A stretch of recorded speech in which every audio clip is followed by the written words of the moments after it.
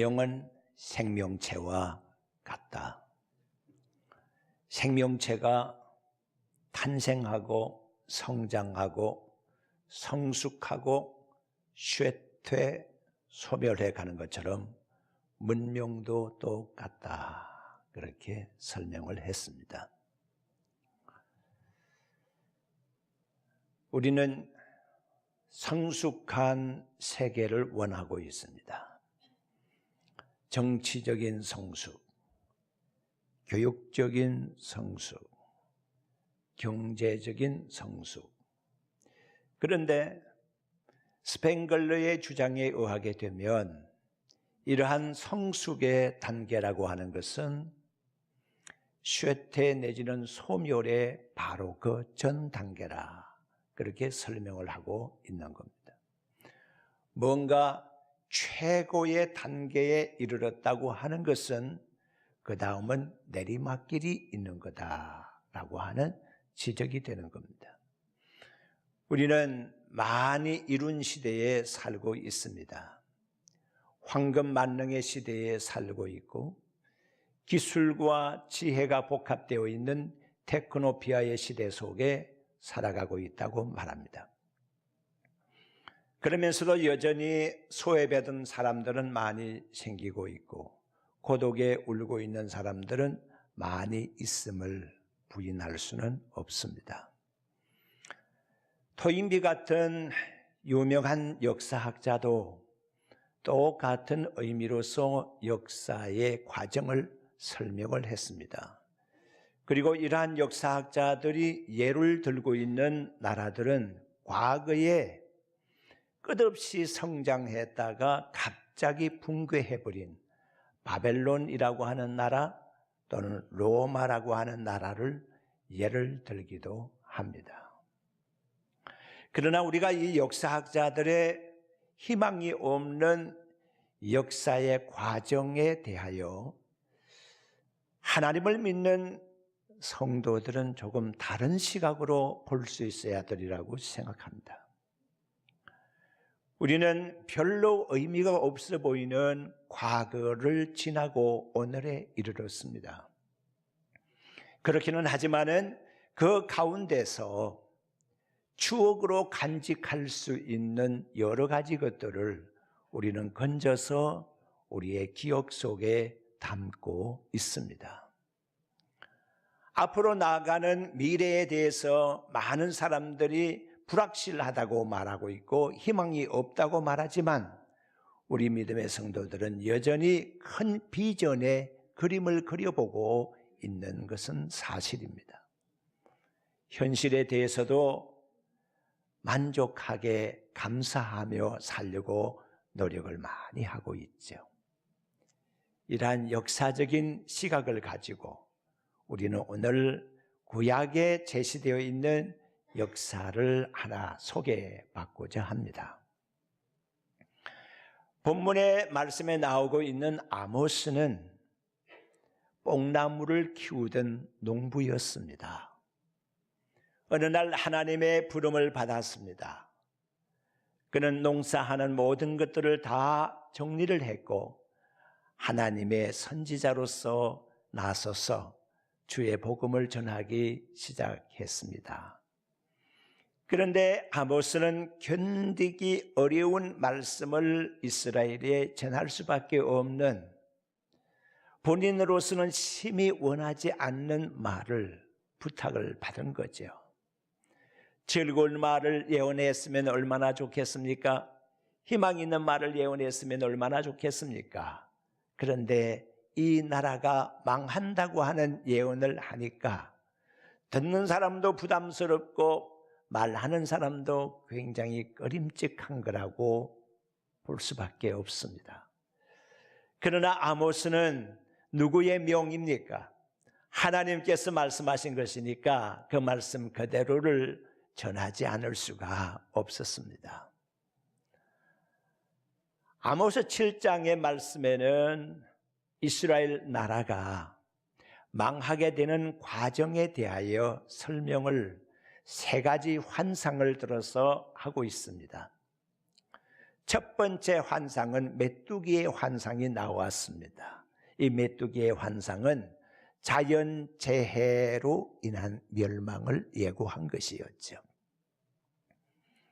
이때 아모스는 하나님께 매달렸습니다. 7장 2절에 보니까 하나님, 야곱은 아직 어리니 어떻게 설 수가 있겠습니까? 이러한 자연재해의 멸망의 예고에 대하여 아모스는 하나님께 매달려 기도했습니다. 하나님, 살려달라고 말입니다. 두 번째 예고의 말씀은 불의 환상으로 나타났습니다. 이것은 전쟁을 통한 멸망의 예고였습니다. 이때에도 똑같이 아모스 7장 5절에 아모스는 견딜 수 없음을 하나님께 토로했습니다. 하나님, 이 나라가 어떻게 설 수가 있겠습니까? 아모스 선지의 기도를 들으시고 하나님께서는 그 뜻을 돌이켰다고 하였습니다. 용서해 주신 것이죠. 그런데 여전히 이스라엘 나라는 소망이 없이 행하고 말았습니다. 하나님을 등지고 말았습니다. 그 일로 말미암아 세 번째 환상이 오늘 이 본문의 말씀에 주어지고 있습니다. 그 세 번째 환상은 바로 다림줄 환상이었습니다. 다림줄 환상이 우리에게 교훈하는 것이 무엇인가? 그것을 오늘 살펴보고자 하는 것입니다. 다림줄이라고 그러면 우리가 다리미질하는 그거하고는 전혀 상관이 없습니다. 다림질 하면서 다림줄 치고 다림질 하지는 않지 않습니까? 이 다림줄은 공사하는 데에 사용되는 도구입니다. 전에 기둥을 세우거나 담을 쌓을 때에 정확하게 수직과 수평을 맞추기 위해서 사용했던 추가 있었습니다. 무거운 쇠로 만들어져 있든지 또는 주석이나 납으로 만들어진 건데 끝이 뾰족하게 땅으로 향하도록 되어 있는 줄입니다.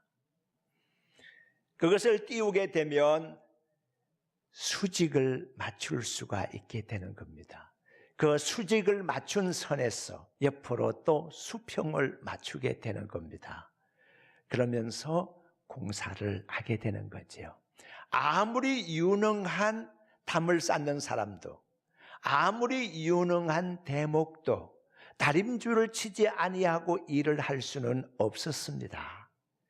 요즘은 그것보다 좀 더 많이 발전된 가늠자를 이용합니다마는 이전에 공사할 때는 다림줄이 꼭 있어야만 했습니다.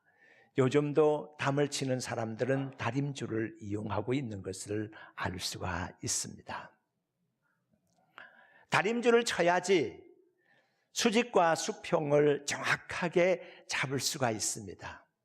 내 눈으로 볼 때는 바른 것 같습니다. 그런데 그것이 수직에서 어긋날 수가 있습니다. 잠시 이렇게 볼 때에는 별로 쌓지 않을 때에는 바른 것 같지만은 그것이 조금이라도 오차가 생기면 점점 벌어지게 되는 거죠. 이것은 마치 활 쏘는 사람과도 비교해 볼 수가 있습니다. 활을 쏘는 사람이나 권총을 쏘는 사람이나 처음에는 맞추기를 아주 엄격하게 맞추어서 정확하게 쏜다고 쏩니다. 그렇지만은 약간의 오차라고 하는 것이 관역에 가서는 엄청난 차이를 낳게 되는 거 아닙니까? 마찬가지로 내가 수직을 바르게 했다라고 생각하고 담을 쌓지만은 조그마한 오차라고 하는 것은 나중에 엄청난 차이를 낳게 돼서 결국은 기둥이 무너지거나 담이 무너지게 된다는 겁니다. 그런데 오늘 이 본문의 말씀의 7절에 보게 되면 이런 말씀이 기록이 되어 있습니다. 다림줄을 가지고 쌓은 담 옆에 주께서 다림줄을 잡고 서셨다고 하는 기록입니다. 많은 사람들이 다림줄을 가지고 제각기 담을 쌓았다는 겁니다. 특히 오늘 이 본문의 말씀에 나오고 있는 담은 이스라엘 백성들이 다림줄을 가지고 담을 쌓았다는 겁니다. 이스라엘 백성들이 우리가 생각하기로 옳다라고 생각하면서 다림줄을 쌓았다는 겁니다. 그런데 그 사람들이 쌓은 다림줄 옆에 하나님이 다림줄을 잡고 서셨다고 하는 것이 무엇을 말하는 것입니까? 오늘 너가 다림줄을 가지고 쌓은 그 다림줄이 정확하게 맞는가? 내 다림줄을 가지고 한번 대어보겠다고 하는 것이 하나님의 계산법입니다. 믿음의 성도 여러분, 모든 인생들은 담을 쌓는 존재입니다. 중국은 만리장성을 쌓았습니다. 만리장성도 담 아닙니까? 길기는 길지만 담이지요. 외부와 단절시키기 위한 담이었다라고도 볼 수가 있겠습니다. 개인적으로도 마찬가지입니다. 어떤 개인의 인생관이 어떻고 처세술이 어떻다라고 하는 것은 그 인생 나름대로의 담을 쌓고 있는 것을 말하는 것입니다. 내 견해는 어떻다고 하는 것도 나의 견해도 하나의 담이라고 볼 수가 있습니다. 다른 사람들과 구별되기 위한 담이지요. 이것은 가정도 마찬가지고 문중도 마찬가지고 국가 민족도 마찬가지입니다. 뭔가 경쟁하는 체제에 대해서, 대항하는 체제에 대해서 우리는 담을 쌓고 있는 존재라 볼 수 있습니다. 기술에 대해서도 담을 쌓고 있습니다. 나의 기술이 다른 곳에 유출되지 않기 위해서, 정보 유출을 막기 위해서 높은 담을 쌓고 있습니다. 위중 삼중으로 담을 쌓고 있습니다. 모든 인생은 담을 쌓는 존재입니다. 많이 배운 사람은 많이 배운 대로 그 담이 더 교활하게 쌓아지는 법입니다. 이제 하나님께서 다림줄을 가지고 나타나셨습니다. 너가 지금까지 노력하며 쌓아온 담이 정말 바르게 되어 있는지 내가 한번 살펴보겠다고 하는 것입니다. 우리 하나님은 다림줄을 가지고 나타나셔서 기준을 정하시는 분이시다라고 볼 수가 있습니다. 우리가 신앙생활 하면서 기준되는 것이 무엇인지를 살펴봐야 합니다. 많은 사람들이 성공과 실패를 운운하고 있습니다마는 성공과 실패를 정하는 기준이 무엇입니까?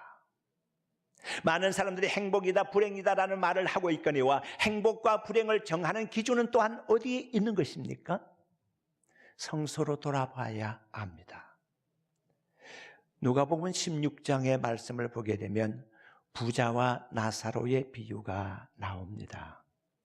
이 두 사람은 정반대되는 삶을 살았습니다. 부자는 아주 유명세를 떨치면서 살았습니다. 그렇지만은 나사로는 이름 없이 산 사람이었습니다. 물론 성경상에는 부자의 이름은 기록되어 있지 않지만은 거지의 이름은 기록되어 있다고 말하는지 모르겠습니다. 그러나 그때 당시로 본다고 하면 부자는 유명세를 탄 사람이요, 나사로는 존재감이 없는 사람이었다고 볼 수가 있습니다. 부자의 먹는 음식이라고 하는 것은 비교할 수 없을 정도의 진수성찬이었습니다. 매일 매 끼니가 그러했습니다. 그렇지만은 나사로가 먹는 음식은 개가 먹는 버려진 음식을 개하고 나누어 먹는 정도였습니다. 입는 옷은 어떠했습니까? 부자는 날마다 좋은 옷을 입었습니다. 발에 걸리는 옷을 입었습니다. 아주 찬란한 옷을 입었습니다. 그러나 나사로는 거의 추위를 피할 정도의 옷을 입을 뿐이었습니다. 사는 집은 어땠습니까? 부자는 대단한 집이었습니다. 그러나 나사로는 전대 하나 갖추지 못했습니다. 부자는 날마다 그의 창고를 크게 만들려고 구상하고 생각하는 그 이면에 나사로의 슬픔은 점점 깊어만 갔던 그런 겁니다. 그런데 믿음의 성도 여러분, 부자의 성공입니까? 나사로의 성공입니까? 여기에 대한 성공과 실패 또는 행복과 불행에 대한 가늠자 내지는 다림줄은 누가 잡고 계시냐 하면 하나님이 잡고 계신 겁니다. 하시는 말씀이 이것입니다. 부자는 지옥으로 들어갔고 거지 나사로는 천국으로 올라갔다고 말합니다. 누가 다림줄을 잡고 계십니까? 많은 사람들은 생각했습니다. 사람이 다림줄을 잡고 있고 그렇기 때문에 부자가 그 다림줄 상에서는 성공한 것이라고 말입니다. 그것은 사람이 하는 얘기입니다. 하나님 편에서의 다림줄을 생각해 보셨습니까? 마태복음 7장의 말씀을 가보게 되면 일단에 많은 사람들이 등장합니다. 이 사람은 주님께로부터 내쫓김을 당한 자들이었습니다. 그 사람들이 고래 소리를 높입니다. 주께서 우리를 어찌 못 본 척 하십니까? 우리가 주의 이름으로 능력을 행했습니다. 우리가 주의 이름으로 선지자 노릇했습니다. 우리가 주의 이름으로 선한 일을 했지 않습니까? 왜 우리를 쫓아내십니까? 그런데 주님은 이렇게 말씀하십니다. 불법을 행한 자들아, 나에게서 멀리 떨어져 나가라고 말씀하십니다. 누가 하나님의 나라에 들어갈 수 있겠느냐 라고 말씀하시면서 주님이 하신 말씀은 나더러 주여 주여 하는 자마다 하늘나라에 들어가는 것이 아니라, 입으로 들어가는 것이 아니라 내 아버지의 뜻대로 행하는 자라야 들어가리라고 말씀하셨습니다. 기준이 무엇입니까? 아버지의 뜻입니다. 하나님의 뜻입니다. 그리하여서 주님께서 결론적으로 하시는 말씀은 내 이 말을 듣고 지키는 자는 반석 위에 집을 지은 지혜로운 사람과 같으리니 그랬습니다. 기준이 되는 것은 어디까지나 하나님의 말씀입니다. 내 경험이 아니고 내 생각이 아닙니다. 내 생각에 맞추고 내 경험에 맞추게 되면 이거는 잘못된 다림줄에 맞추는 것이기 때문에 실패하여 나중에는 무너지는 것이 크고 심각하게 될 수밖에 없습니다. 성경에는 자기 나름대로의 다림줄을 가졌다가 실패한 사람들이 많이 나타납니다. 아담과 하와가 그 첫 번째입니다. 가인이 그 다음에 뒤를 이어서 나타나게 됩니다.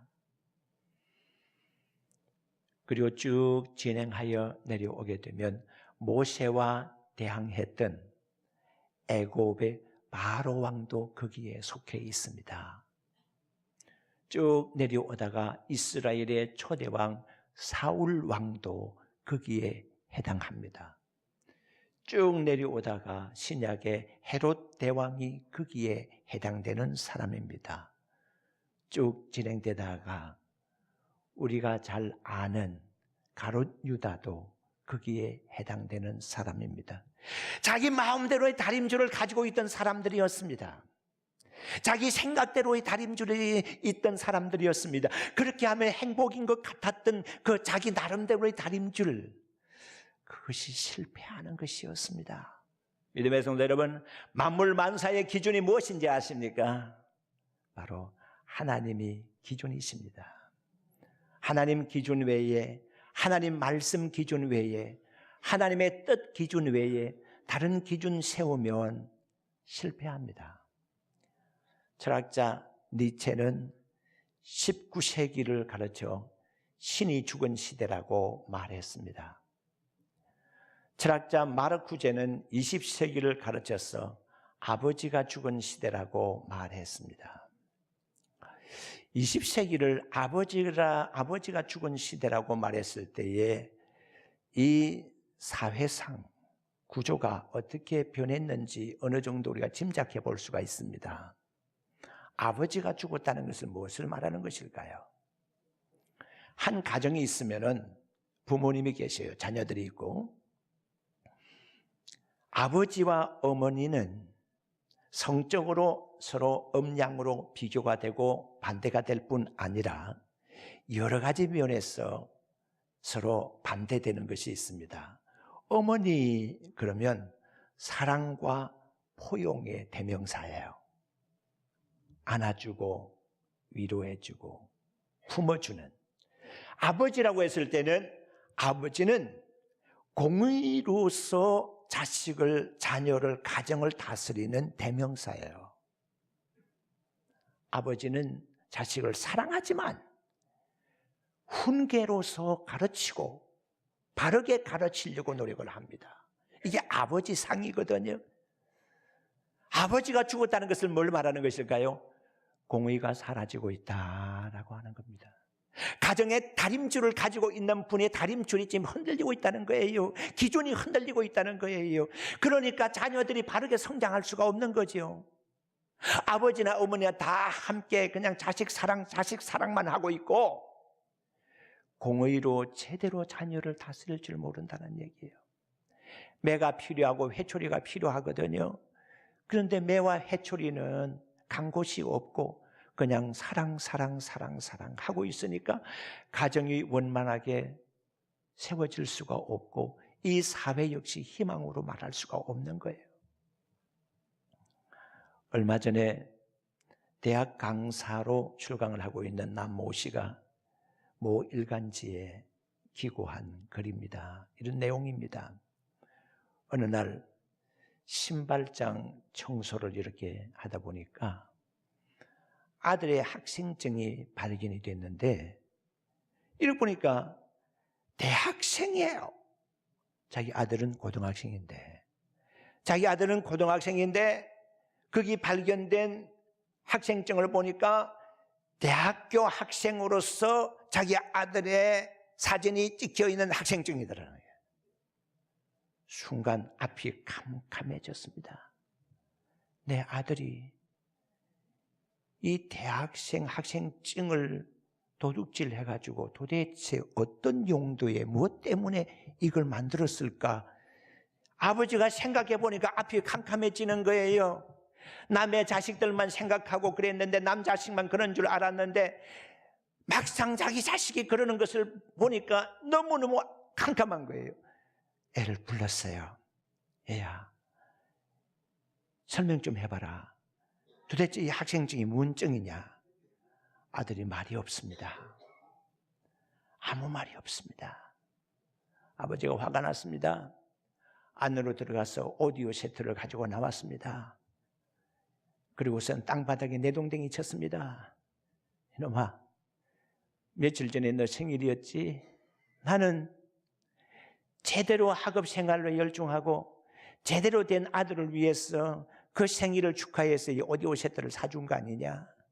내 아들이 이렇게 할 줄을 몰랐다. 그러면서 오디오 세트를 땅바닥에다 팽개 쳐버리고 말았어요.